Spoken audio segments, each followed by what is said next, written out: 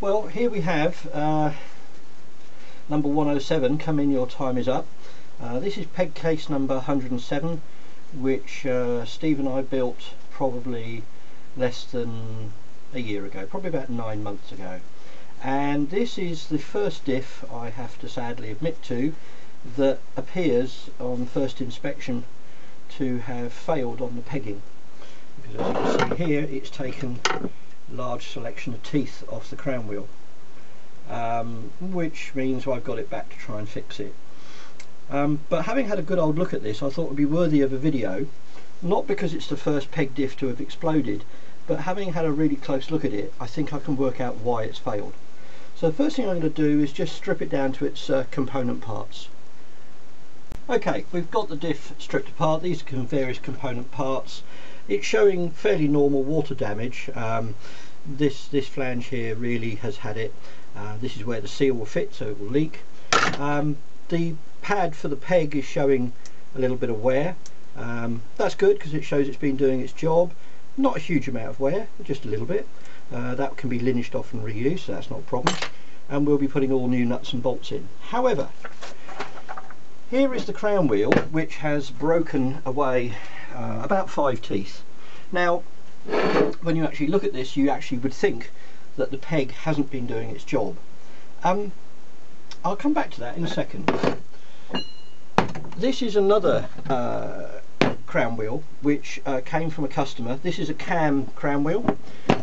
Noticeably you've got the thick land here and the larger than normal teeth, and we've also got the pinion, which is missing all of its teeth.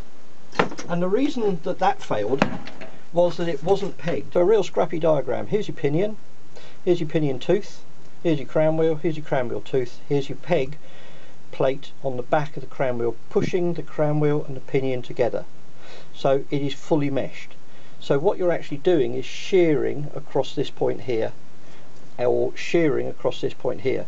If it's not pegged, then these will expand away from each other. The tips then smash each of the tips off. Because if we go back to this crown wheel here that's been broken, here's the pinion. And the pinion, apart from showing minor damage of bits, isn't missing a single tooth. So in actual terms, this has stayed engaged, and what's happened is the whole differential has been overloaded by power or shock load or both, and it has physically torn the teeth off the base plate.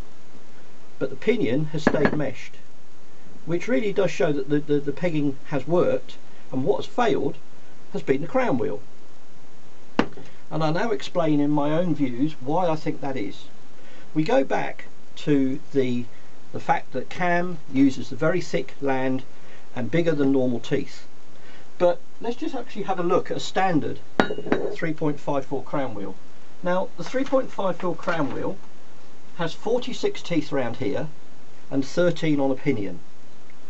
So that is 46 teeth spread over the same area as this, which is the cam gear, and this 4.1 has 41 teeth on the crown wheel and 10 on the pinion. So if you just compare a standard 3.54 with 46 teeth and a cam gear with 41 teeth, it's only actually down by 6 teeth. And when you actually look at Cam's own website, the various crown wheel and pinion combinations they do, they actually state what they think the strength increases are. Now the strongest cam gear by far is the 3.8. And the reason the 3.8 is strongest is it has the least amount of teeth on here and the least amount of teeth on the pinion. And that is rated at 70% stronger than a standard crown wheel. However, the 4.75 has more teeth and is actually then rated at 50% stronger than standard. And the 4.1, which is this one, cam are only rating at 25% stronger than standard. Which, when you consider that this diff has come out of Mike Robertson's truck, stop laughing everyone, but Mike Robertson is probably one of the top UK drivers. See, everyone's sniggering now. And Mike drives a very tuned up, very trick TD5. He's also known as Redline Mike, so you can get an idea that he gives it some stick.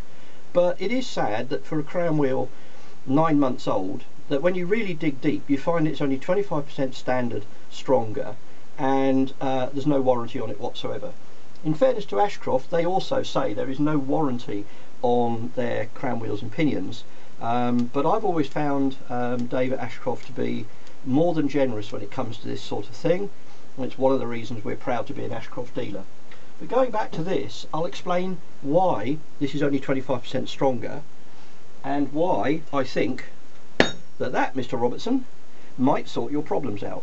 Let's go back to the standard crown wheel again. These teeth have been torn off the base plate on the crown wheel that Mike has broken. About 5 teeth. That is shear overload.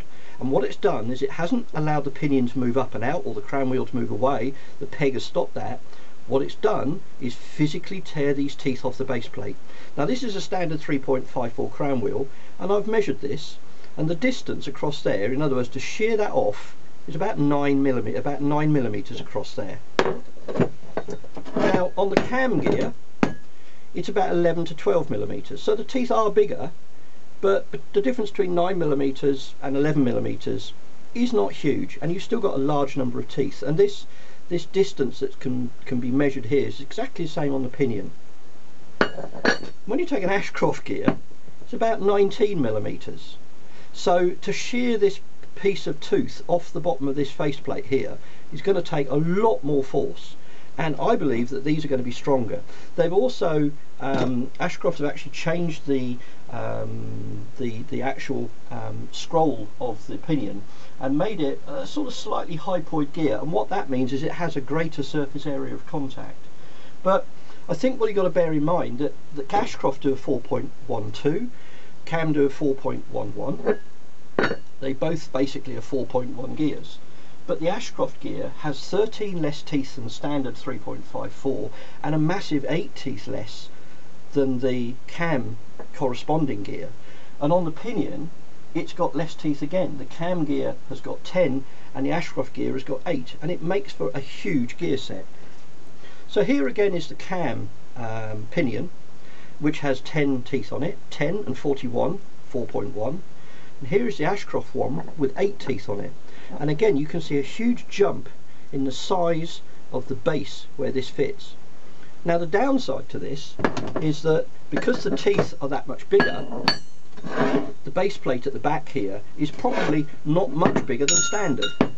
So the distance between there and the back and there and the back is probably the same as standard, but when you peg it, you're actually increasing the thickness of that metal by putting that straight back in. So this now is the thickness of the crown wheel.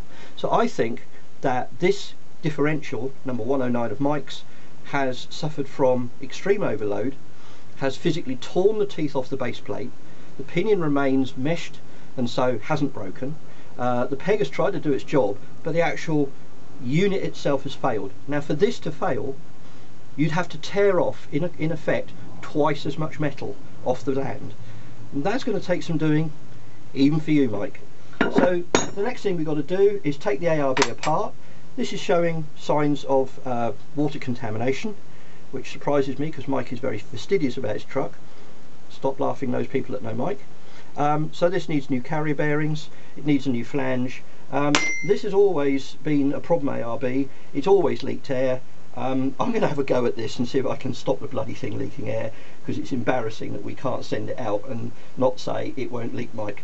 So there you go. Coming number 107, your time is up, but you're going to live again with a nice big 4.12 Ashcroft gear. Hope you found this of interest. Bye for now.